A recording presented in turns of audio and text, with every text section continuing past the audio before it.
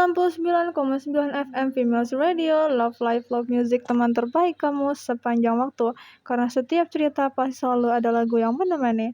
Halo, ketemu lagi dengan aku, namaku Andina Syema Zahra, dan aku yang bakal nemenin kamu dalam edisi perkuliahan hari ini.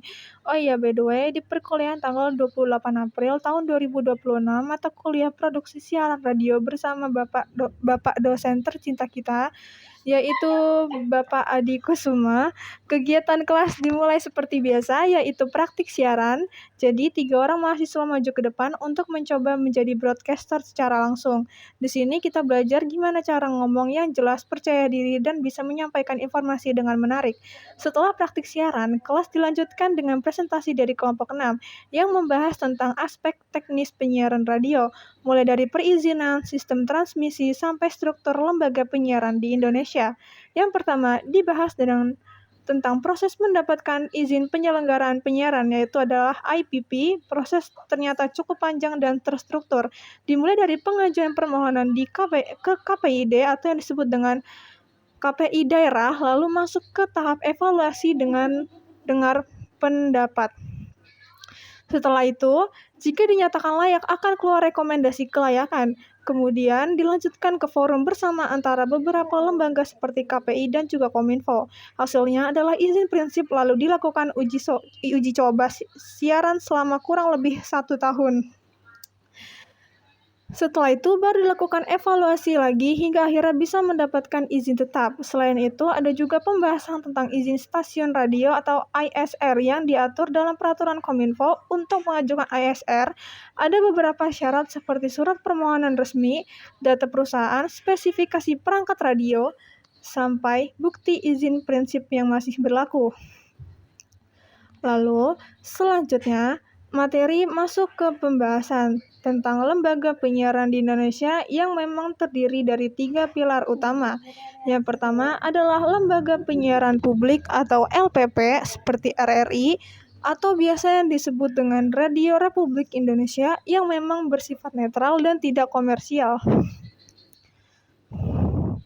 Yang kedua adalah lembaga penyiaran swasta atau LPS yang berorientasi pada keuntungan dan biasanya mengandalkan iklan-iklan. Dan yang ketiga adalah lembaga penyiaran publik lokal atau LPPL yang berfokus pada kebutuhan daerah masing-masing, seperti Banten TV ataupun dan yang lainnya. Kemudian dijelaskan juga tentang pembidangan siaran di masing-masing lembaga. Di LPP seperti RRI ada pembagian program seperti yang pertama, program 1 untuk pemberdayaan masyarakat, program 2 untuk anak muda, program 3 untuk berita, dan program 4 untuk budaya dan juga hiburan. Sementara di LPPL fokusnya lebih ke kebutuhan lokal, seperti informasi daerah, edukasi masyarakat, budaya lokal, dan hiburan yang dekat dengan warga. Sedangkan di LPS, pembidangnya lebih fleksibel karena mengikuti target pasar. Ada bidang hiburan, berita produksi, serta sales dan marketing untuk menarik iklan. Masuk ke bagian teknis, kelompok 6 juga menjelaskan tentang sistem transmisi radio.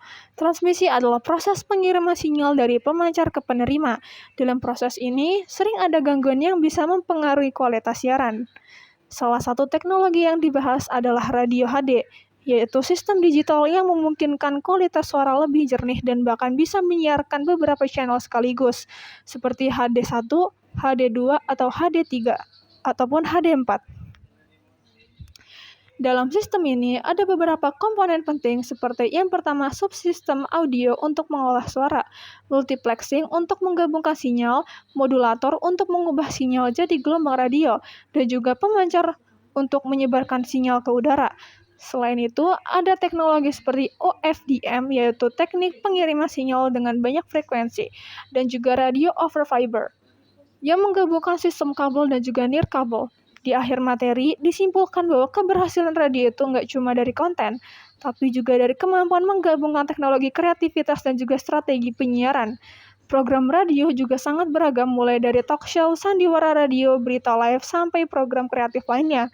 Semua itu hanya proses produksi masing-masing, dari pra-produksi, produksi, sampai pasca produksi. Jadi itu dia rangkuman perkuliahan kita pada tanggal 28 ini. Semoga bisa menambah insight kamu tentang dunia penyiaran radio, khususnya dari sisi teknis yang ternyata cukup kompleks tapi juga menarik untuk dipelajari. Oke, kita tidak sadar kita sudah berada di penghujung siaran. By the way, saya Andina Syaimazara pamit undur diri. Tetap stay tune di 99,9 FM Females Radio. Love Life Love Music, teman terbaik kamu sepanjang waktu. Karena setiap cerita pasti selalu ada lagu yang menemani.